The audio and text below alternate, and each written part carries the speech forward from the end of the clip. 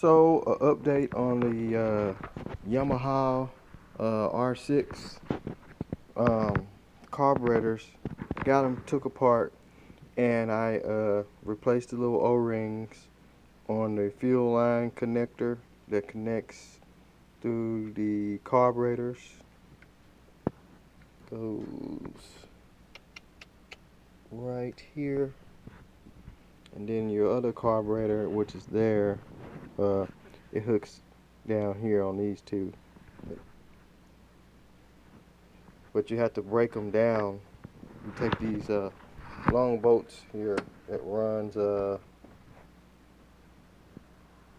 through the carburetors, through the body, runs all the way through, and it connects the carburetors. And there's another one that goes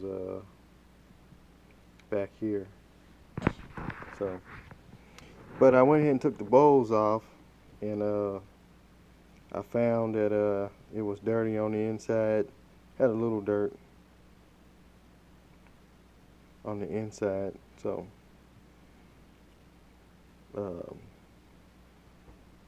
really in the bowls, that one I already kind of cleaned up a little bit, still working on it.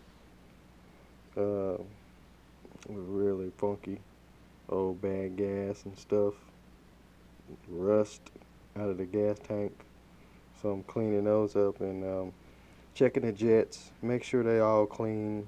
There ain't no sense of not checking that stuff, and then put it back together and it don't run right, or starts to run bad, because it was running pretty decent. It just had that fuel leak, but that stuff that's in the bottom of the bowls is gonna get up into the jets and stop them up. So rather be safe than sorry, I just went ahead and pulled the bowls off. But this is the outside carburetor where your throttle adjustment is, your idle. So